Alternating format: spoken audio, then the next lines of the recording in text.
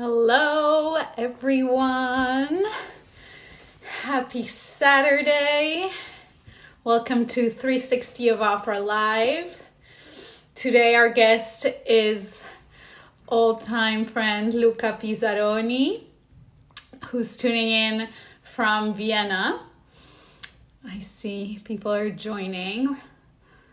I hope everyone had a good week, given the circumstances, obviously, but we're here to have some fun together. Let's see.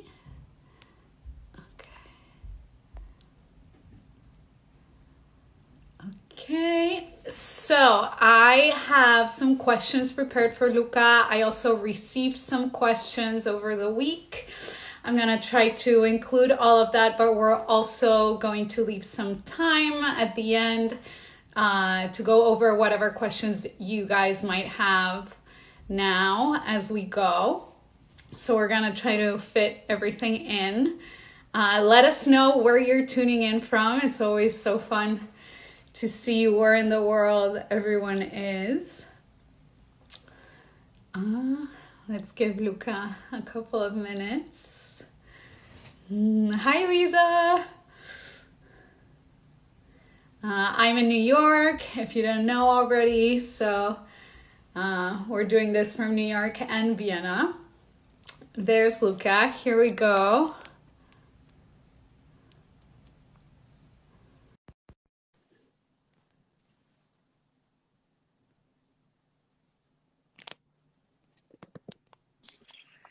Hey there. Hey, Luca. How are you? Good. How are you? Oh, I love the haircut. No, oh, whatever. I love it. It's a mistake. Trust me, it's a mistake. I didn't mean to. I just tried to cut it a little bit, and I made a huge mistake here, so I ended up shaving the entire thing. I love short hair. It's awful. Oh, come on. It reminds me when I shaved my head for the Enchanted Island. You know, Yeah. it reminds me of that. So, anyway. How are you? I'm good. Doing Awesome. good. Doing Awesome. good. How Awesome.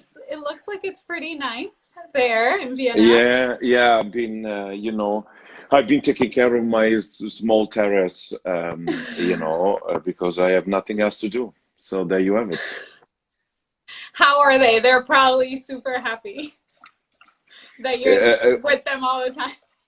Yeah, but but I'm not that happy, by the way. I'm not that happy to be here, stuck here. Anyway. I know. Well, let's get started because we have a lot of questions, and I'm sure people are gonna have a lot of it. Someone says, "Oh, Etienne, you look like a little boy." you look like a little boy. Hi, brother, I miss you. All right, so let's do this. So first question. Yes. So last time I saw you was at Guglielmo at the Met in Così, and that was a big success. Yeah. And what really stood out for me, and I think everyone, is your authenticity and the fun and the freedom in your interpretation. And this is a quality many young artists aspire to. So my question is, what advice can you give to singers in training or singers who are early in their career who are striving for this type of freedom and confidence on stage? Okay, first of all, we have to all admit that the performances of Così fan tutte at the Met feel like were like 6 months ago. Yeah. I feel like it was in another season practically. Yeah. It really feels so far removed from my from today, and I miss them very much. I have to say I miss them very much, and I wish we could go back. I have to be honest. Anyway, talking about Guglielmo. Guglielmo is a role that I like very much. I like it very much because I think he's incredibly honest, and he goes into a journey where he is incredibly confident I can't believe what Dorabella can do, but I know the Fiordiligi won't do that to me, to being completely crushed. And I always see a Guglielmo as a Don Alfonso, a young Don Alfonso. He's going to be the one after that who is going to be, bitter and completely, unable to trust anybody. One thing that I love about Mozart is the fact that it gives you so much freedom about interpretation, and he has this amazing thing called recitativi, which I love because it's pure theater for me. And as you know, as much as I love singing, I love to portray a character, and for me it's as important as singing, because I think Mozart is the perfect combination between music, words, and theater. And one thing that German director told me at the beginning of my career, and this is, I talked like for 5 minutes to tell you what exactly the answer. The answer is singers are always worried about the future, in sense that when they sing something, their brain goes, okay, and then I have this phrase, and then I have this aria coming up. And this Austrian director told me at the beginning of my career, think about what happened and live the present, and then react. And this allow you to be totally spontaneous and totally free. Because when I'm in a scene and I have like Fiordiligi at the time, at the Met, lovely Nicole Carr, and when she says something to me, I hear it on stage like it's the first time I hear it ever, right? And this and this kind of childish openness allows me to react like it's the first thing I've ever heard. Right. And I think people can connect to that, because when then they see me react, it's not something that I plan. I have a structure, but then every night is going to be slightly different, or I feel like to be a bit, more serious or more silly. So I really have to say, think about what other colleagues say to you and react to that. That's the key for freedom. Yeah. And also, I mean, to keep every performance fresh, because that's the magic, right? That every that's for me. That for me is the magic, because I never get tired. There has never been an evening where I went out and I thought, whatever. It's like what happens. As I always say, it's at the Met or in front of a couple of friends after a dinner where I have to sing night and day. It's a performance. I am in performance mode. For me, it's really, means everything. And so, I love to keep it fresh, and I love to keep it like people are actually experiencing like has been written in that moment. Yeah. I think that's what really catches the attention of an audience versus an audience falling asleep, right? It's like and also, this is something I learned very, very early in my career, when I saw great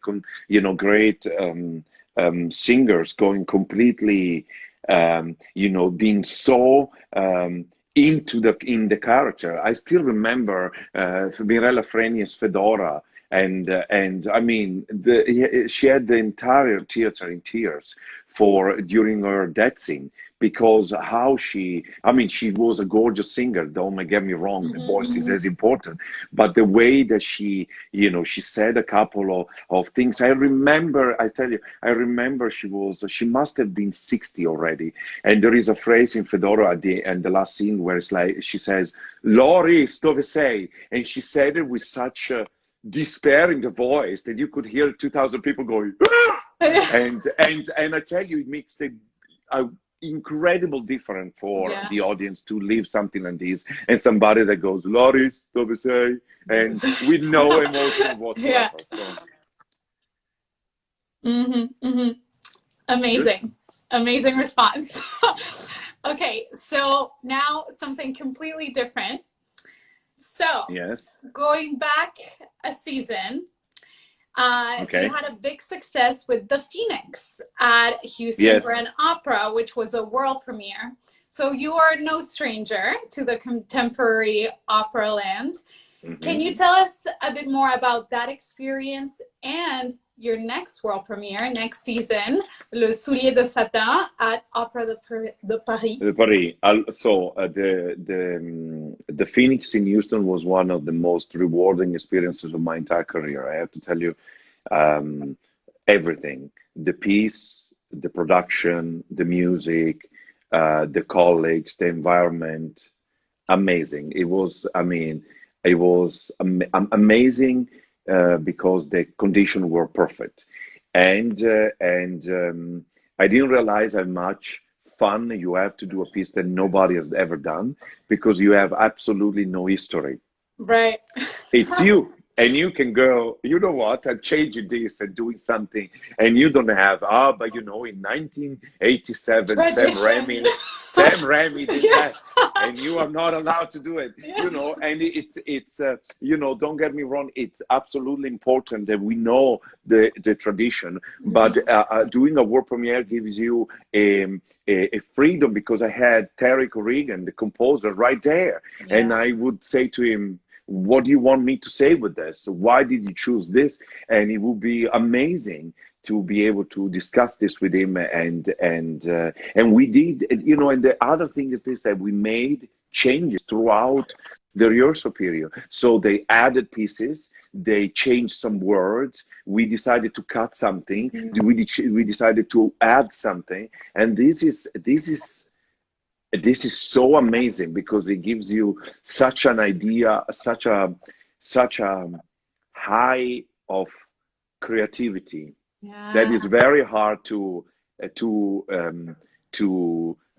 talk about unless you live it. I mean, it was not easy because, to be honest, the music was I loved it, but it was one of the most difficult music I've ever had to memorize.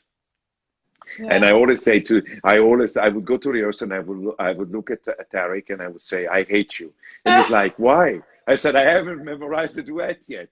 And we would laugh about it. But, he had such a complex and articulated way of writing that normally when I memorize something, and I go to bed and the next day, 60, 70, sometimes 80% is there. With this music, not even 10% was there. It was like I didn't spend 2 hours memorizing, and everybody was like, what's happening?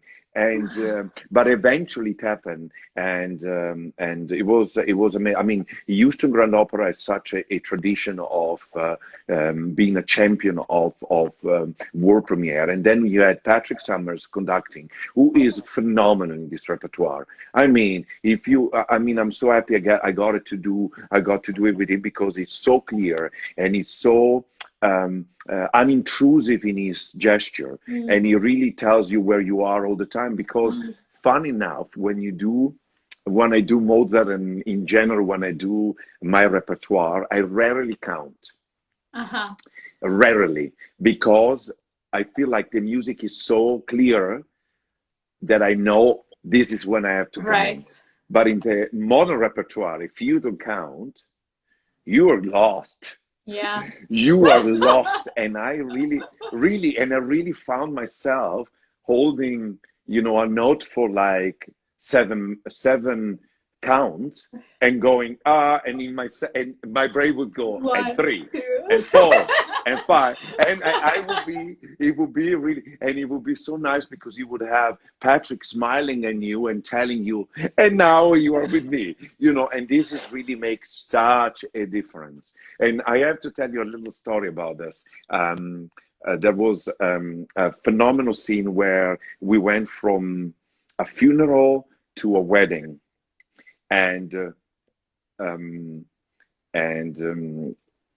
and so it was one of the most complex part of the entire piece.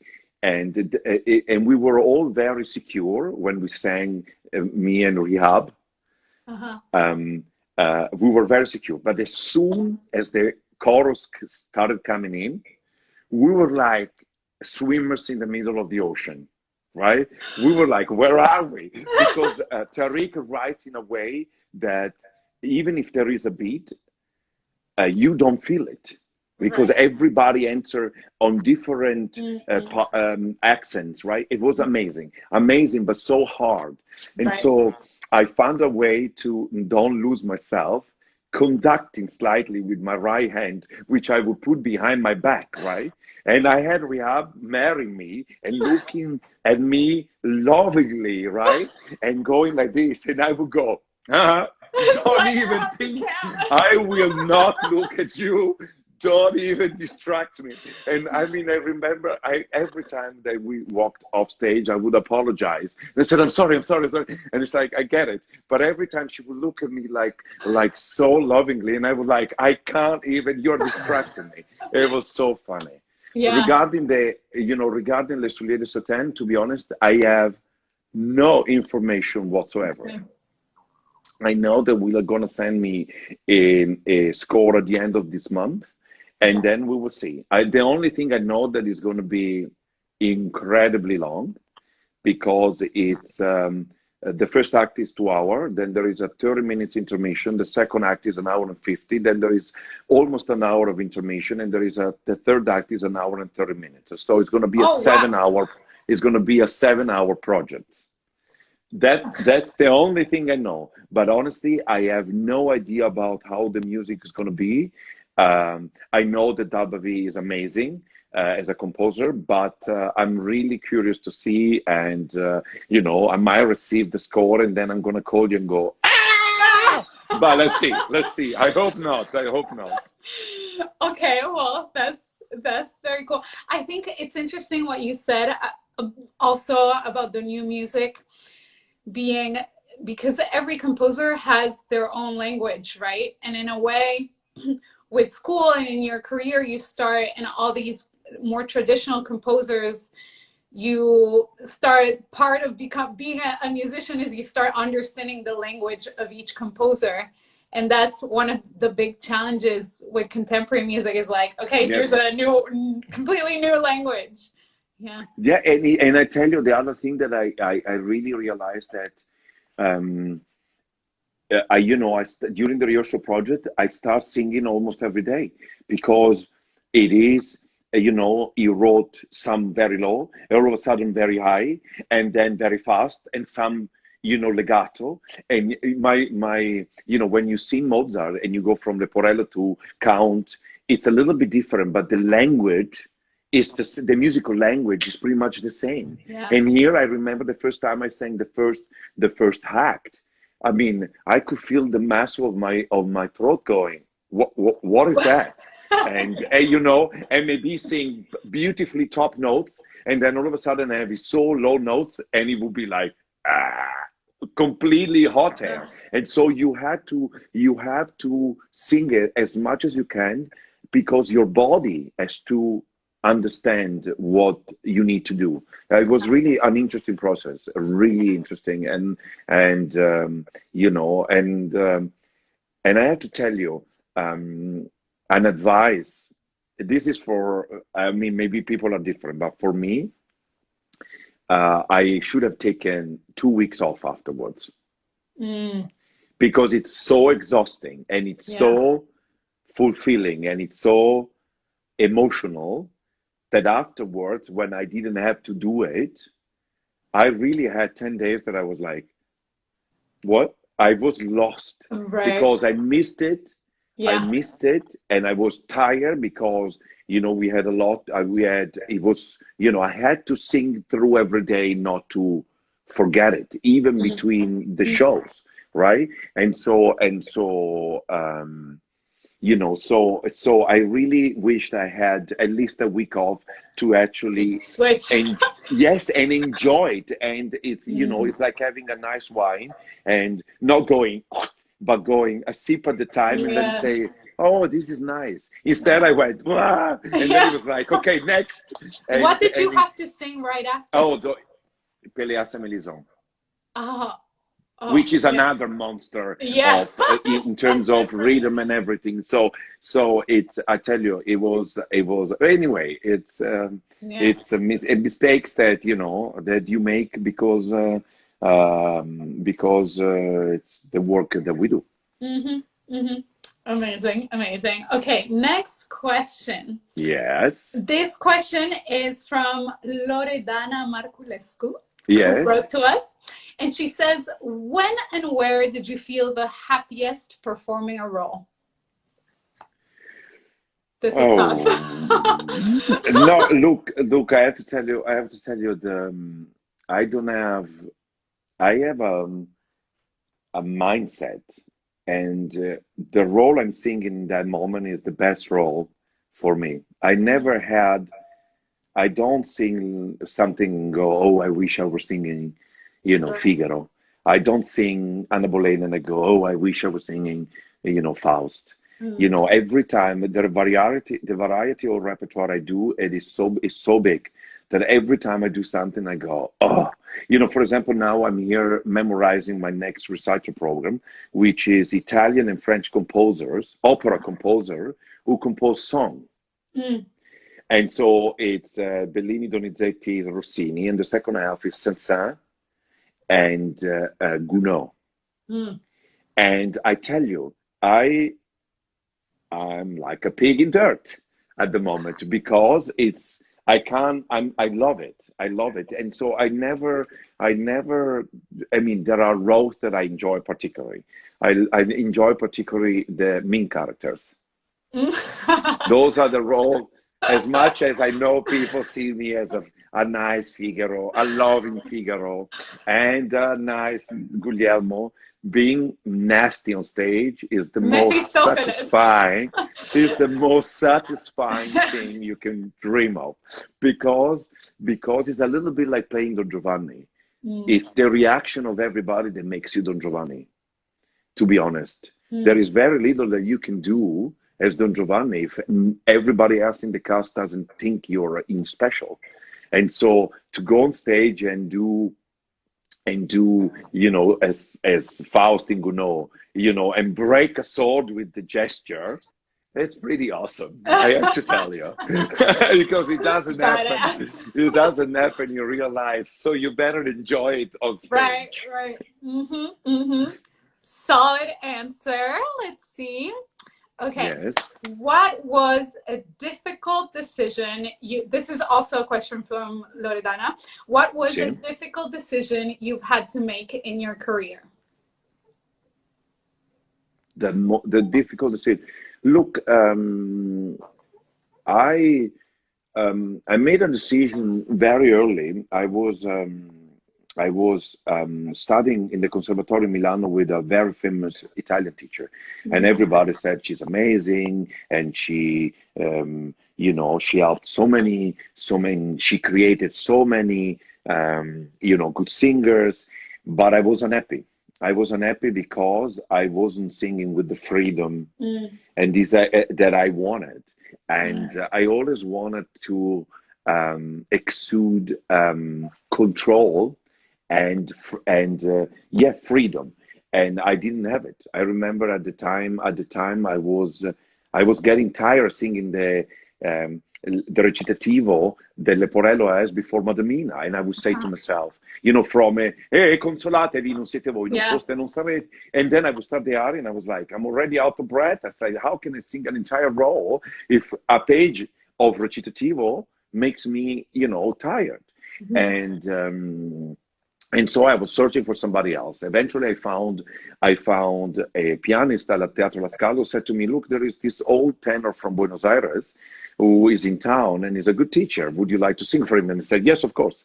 And I went there and I sang something, and he said, "Very good voice, but I think you're working too hard. I think I can, it can be much easier." And I went, "I'm listening," because was exactly what I wanted to hear. And I'm like, okay. And I did three lessons with him in Milano. And he said, I enjoy working with you, but I have to go back because I live in Buenos Aires. And so I was worried and I was sad. And then the pianist who introduced me to him said to me, what is the first question that they ask you in an audition? Can you answer that? Who are you studying with? No. No. What would you like to sing? Uh-huh. Oh, yeah, yeah, yeah. Right. This is the first question when you sing an audition, is the only question that they ask you, apart from what's your name, but the only question is, what would you like to sing? And this pianist said to me, nobody cares who do you study with. Right. It could be a great teacher, a so-so teacher, a pig, a dog. It doesn't matter. And so he said to me, if you think this is the right guy for you, go. And I left and I went and my career started. Mm-hmm. So what I wanted to say with this is that sometimes the difficult decision is the right decision. And sometimes your instinct is absolutely spot on. Yeah. Yeah. And so everybody looked at me like I was crazy because it's like, you're a Milano, it's Italy, Conservatorio, and she's a great teacher. And I went there and I tell you, I really worked very hard. I stayed almost 6 months the first time.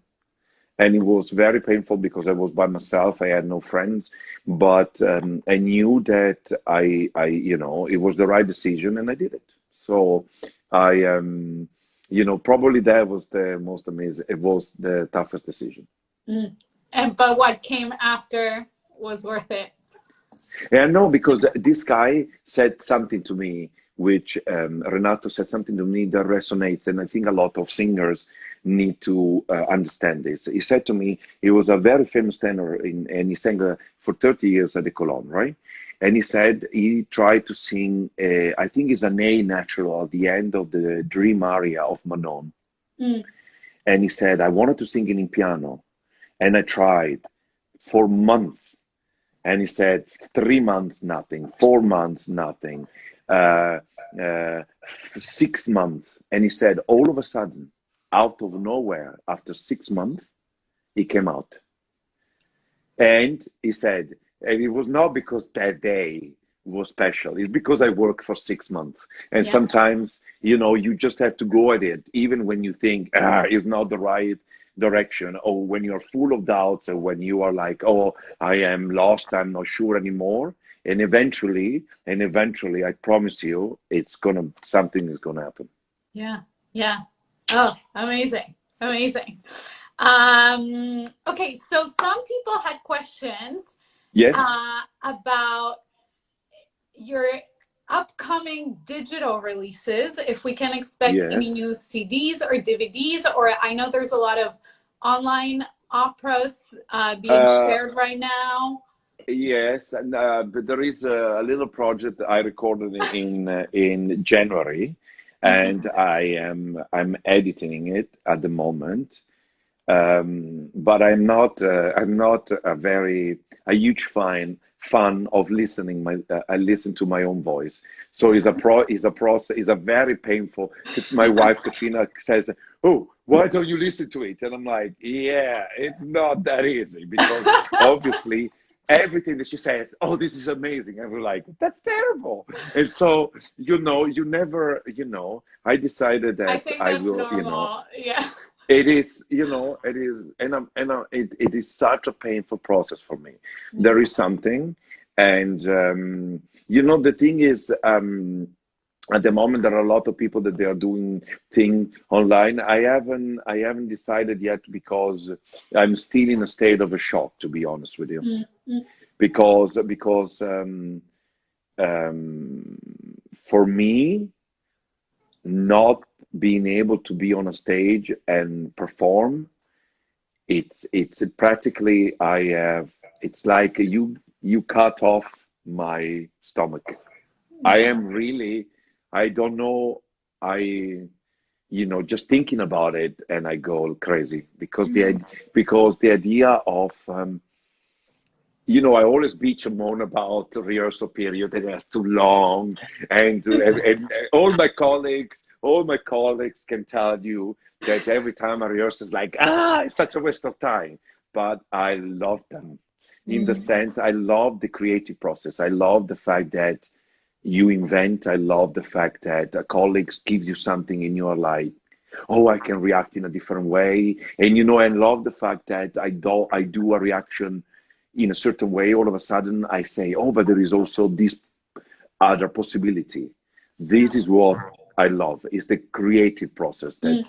I absolutely adore. And the idea of of of not being able to be on a stage and doing a stupid thing and having the audience laugh at it and my colleagues enjoying it is killing me. It's killing me. Mm. Yeah. It's killing me.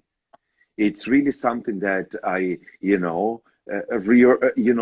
have to say, I know that, I see rehearsal. I always say they pay me for the performances, and I should pay for the rehearsal because it's the creative journey that is just the most amazing thing that as a singer, because it's Yeah. this discovery that keeps me, active and on my toes. And then you have a colleague that sings well, and I go home and I'm like, wow, I really have to step up my game because it's amazing. And then I'm serious. And then maybe you have a phenomenal conductor that makes incredible chorus on the orchestra, and I go and I'm like, I really have to try to do that diminuendo, and this is what I enjoy tremendously.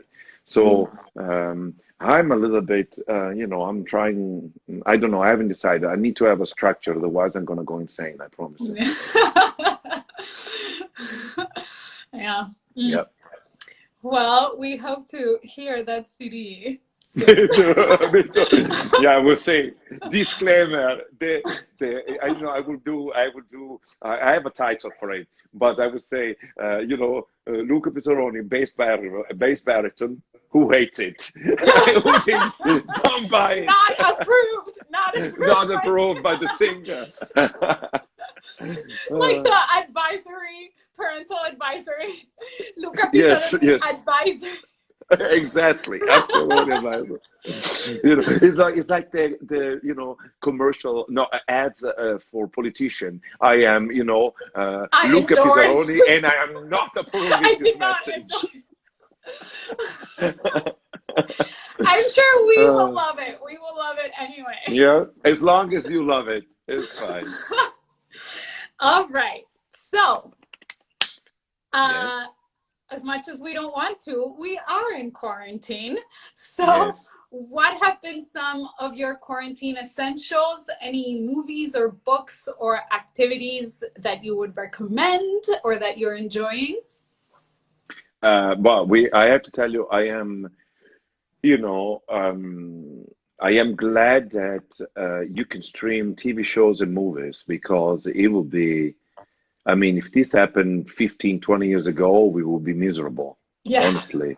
I mean, think about it, right? And I mean, I'm so grateful that I can see amazing movies and amazing TV shows. So, Mm. Netflix, thank God for Netflix and, and the Apple TV. Yes. And at the moment, I have to say, I listen a lot of instrumental music. Mm.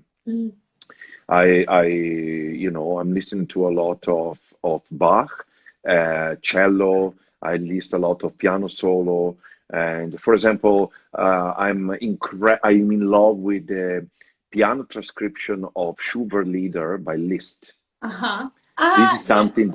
that Mm-hmm. those are amazing because at the moment I mean, I love hate the fact that I can't sing, so I don't want to really listen to a voice, but I can Mm. still imagine the voice in my head, but it's a piano. So there are, for example, Yeah. there is the entire Schwanengesang, and I tell you, I love it, and it gives me a little bit of sense of calmness.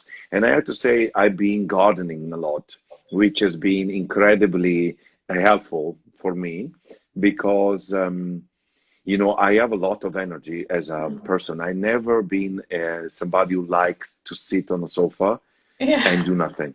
Never, never. So I have to do things, and I have to do things physically. I always been like this since I was a child. All my teachers thought I was totally, obnoxious because, I could finish, homeworks very fast, and then I would be like boring, and it's a little bit. I haven't changed much. I really feel. I really, and because the funny thing, if I don't do much, I can be up until 4 o'clock in the morning, full of energy, and be up at 7:30, going, bambolero like nothing. I mean, I tell you, it's awful. It's awful. You I have to really tire enjoy. yourself. Yes, I really enjoy rehearsal because, I get up at 7 for a 10:30 orchestra rehearsal, and I look at my wife and I go, this rehearsal in the morning is awful. Then I walk the dogs, I go for a run, I warm up, and then I, sing for 3 hours, and then I have lunch, and then I have staging. I go home and I walk the dogs, and then I realized that I said, well, it was a productive day. But, watching a movie is not very, it's a passive a passive how you say activity. I don't, I have to engage my brain, but I need to engage my body as well. So it's a challenge. It's a challenge. Yes. I've been honest. When people say, "Oh, I love it," it's a sabbatical. Oh, I always say vacation and doing nothing is overrated. I always say I'll sleep when I'm dead. There is plenty of time to rest then. Yeah. Plenty of time. So I don't know if you agree. Yeah, I agree. You know? I do a lot. I've been doing a lot of like yoga and gym classes, and because I'm the same, I need to be moving. Yeah, and I tell you, I never walked my dog so much. I mean, the other day, Lenny looked at me and was like, again? And I'm like, yeah, again. And he was like, we have been already out for 2.5 hours. And I'm like, yes, still, buddy, do it for me, okay? They are This walking time. you now. Yeah, I mean, but I tell you, it is, it's hard to find something where you actually focus your energy. It's not easy. I tell you, it's not easy. Yeah. Yeah. At least for me, right? Yeah. No, but I think it's a challenge for everyone, because for people who are maybe the opposite, who are more passive, yes, it's kind of easier to go into a default of not doing anything, so it's for everyone. I think, it's a challenge to find a balance. So yeah, and doing concert and recital like I do, every time I do a rehearsal on opera, I'm already saying, oh, I have to memorize that song, or I need to learn that, concert piece. So every time I go home and I need to spend an hour on this, and so it's really hard to all of a sudden say, that's it. yeah. And another day that looks exactly like the one before. Yes. Yeah. I am Luca Pisaroni, and I do not endorse. Not approve this kind of life. All right. So before we get, because we're getting a lot of questions. So before we get to those, I have a little rapid fire for you. So there are 10. It's 10. It's gotta go fast. Okay. Don't hesitate. No, I don't. Okay, here we go. It's gonna be a this or that. Pizza or pasta? Pasta. Cappuccino or espresso? Espresso. Movies or series? Series. Traditional or modern costumes? Modern costume. Teatro Colón or Royal Opera House? Oh, Teatro Colón, best acoustic ever in the planet. Good answer. Sorry. Puccini or Verdi? Verdi. Wagner or Strauss? For me, Wagner, it's addicting. Music score or iPad?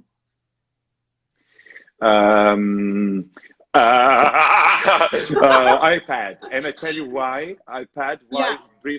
Because you can turn pages without anybody notice it, and it makes it so much easier to look like you know it much better than you actually do. Correct. That's a good answer. Um, Hardcover book or paperback? Hardcover, Broadway musical or theater play? Broadway.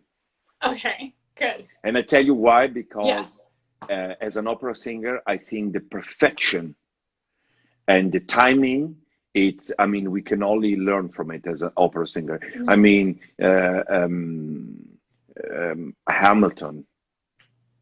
I mean, the first time I went, I think my mouth was open for the entire show, because I mean, the way they were transitioning from one scene to the next, and everybody knew exactly what to do, was masterful.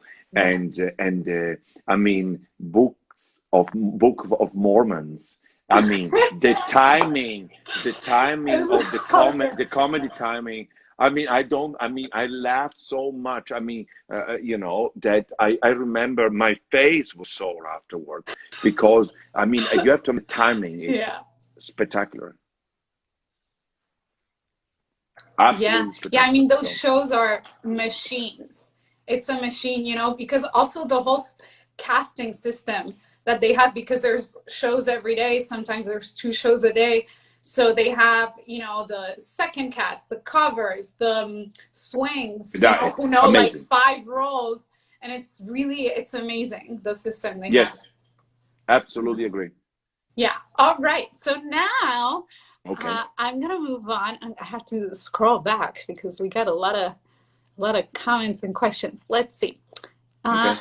so let me find some questions. Oh, this. Sorry, guys. Whenever someone writes something new, it goes back. Okay, let me find one. So Enrico Salsotto asks, Leporello or Don Giovanni? Both. I can't decide. They are so they are so it's so um, amazingly different. You Mm, can't you can't choose. You honestly, it is one. It's a play. When I play Leporello, I love to play the number two. So I enjoy this condition of not being the leader of the pack, and enjoying actually following. yeah. And when you do Don Giovanni, you love it because actually you decide the path of everybody else. Mm, So it's for me, Don Giovanni is the opera that, if I had to pick one opera of Mozart to go in a desert island, that would be absolutely Don Giovanni. Don Giovanni. It's just phenomenal. You can't choose. It's both. Both. So ideally you do one, then you do the other one, and you just keep doing Yes, both. yes. Because the funny thing is that, having done both, um, every time you go back, you learn, you understand, and you get new things. Mm, So when I go back from Leporello, then there are some reactions on Giovanni that I go, oh, and now I understand that he's even more angry, because maybe he's has a fire inside, because he's meeting he's afraid of meeting the commendatore, or he's waiting. And as Don Giovanni, when the Leporello tells you something that maybe I used to say, oh, he's going to be angry, it takes it more like, how dare you say something like this? After all this year with me, you don't understand that I can't live without women. right. So it's it's Yeah. um, it's very interesting. It's very interesting. Cool. Let's see. Argus asks, what is the main problem when you dive into a role and then go out to normal life? That everything else is flat. That's the problem. That's a little bit of something that, um, I think somebody who doesn't perform cannot 100% understand. Yeah. That it's like, when you're on stage, it's like five, I don't know, five HD, whatever, Yeah. the best Apple screen that they created. Yeah. And then you go back to life, and normal stuff is like a black and white movie, and you're like, Yeah, I want to go back right. to high definition color. I mean, there is something about when it works, it's the most rewarding and amazing thing. And I think it's the same thing for, for actors, for movie actors, for directors, for, visual arts, for painter. There is something about doing it that is Yeah, unparalleled. I mean, you can't top it. It's yeah. amazing. I mean, that's why you do what you do. Yeah, and then you go, Yeah. and then you have to take care of your bank staff, and you're like, oh, I am destined to better things in life, Oh, this is not a this. peasant life. You don't know, my name is Don Giovanni. Do you know who I Exactly. am? Exactly. It's absolutely that. Okay, let's see. Do. Oh, someone asked here when we were talking about your teacher. They asked you followed him to Buenos Aires, and Yes, yes, you did. I Uh, did. let's see. Uh, I love your Simon Boccanegra recordings. When will you sing them on stage? I would follow you around the world for that. Oh, that's very sweet. Unfortunately, I never got the chance to do it on stage. I think Paulo is a incredibly interesting role. When they asked me to do it, somebody said, "Oh, there's a comprimaria," and actually, I think it's totally wrong. Paolo is um, Verdi's first attempt on writing a role like Iago, Mm.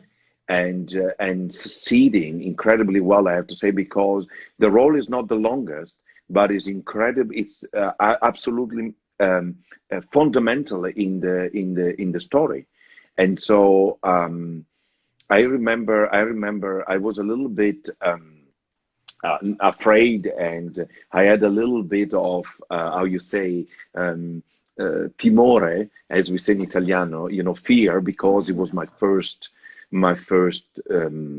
Verdi, right? Mm.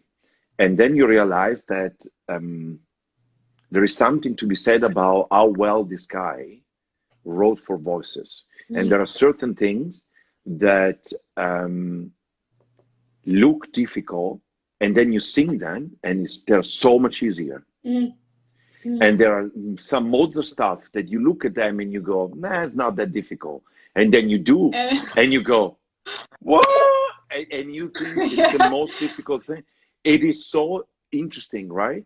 Because Yeah. he had a incredibly, um, he had an incredible mind for voice writing, Verdi, Mm. especially for the male voice, in my opinion. For baritone and Mm. basses, I think he must have been a baritone, because I think he wrote so nicely for the male voices, and really I was scared, and then I really enjoyed it, and it was an amazing cast, because it was Kalecha, Joseph Kalecha, it was Cristina Polais, Carlo Colombara was Fiesco, Thomas Hampson was Simone. It was and it was and the thing is was it were two concerts that they recorded for the CD, which I'm very happy, because the fact that the audience was in the hall made it like a production. We really worked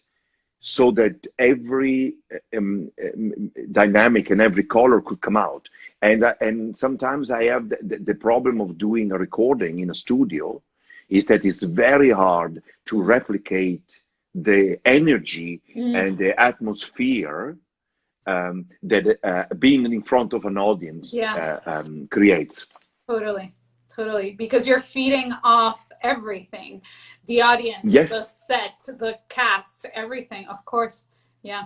And I still remember there was a high F Ma mocha. And I remember I was talking to Carlo Colombara and I said, man, that F feels like the highest note you ever have to sing. Because you know the funny thing about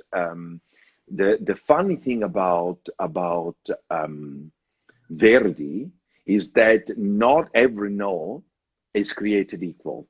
Let me explain. A D in Verdi has an emotional weight that makes it sometimes much more difficult to sing, and it's much heavier than a D in Mozart. So that F, it's not, you know, the most extreme note, but I remember I got at the end, my boccane, and I remember Carlo Colombara at the concert. He took a breath with me, and I could see his left hand. I swear to you, and I felt the left hand not going down to tell me, sing a beautiful sound, a sound. I swear to you, sing a beautiful sound. And I tell you, every night afterwards, backstage, he would look at me and say, "You see, it was amazing," because everybody's there to make everybody sound the best that they can. It was really a great experience, I have to say. Yeah. Amazing. Oh, I lost you. I love hearing all these stories. Let's see. Is there a chance that there will be a DVD of your concert, No Tenors Allowed? Greetings from Paris. No, unfortunately, we never got a chance to do a DVD. Nope. I'm hoping that maybe because Teatro Colón has been sharing old streams. Maybe they're gonna do it, because I mean, share that.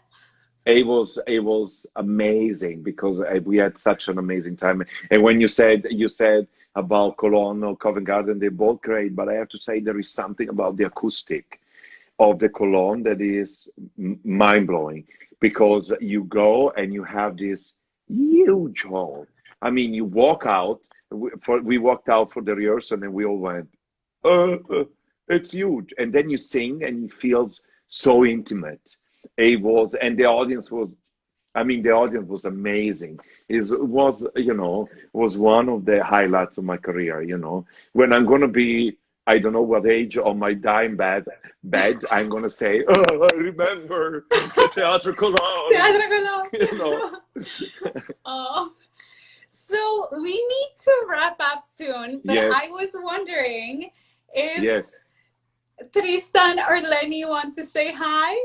Look, it's amazing sometimes, because you think they can understand and hear, and guess who showed up. Wait, hi, let me see if I can. Wait, come on, come, wait, wait, here.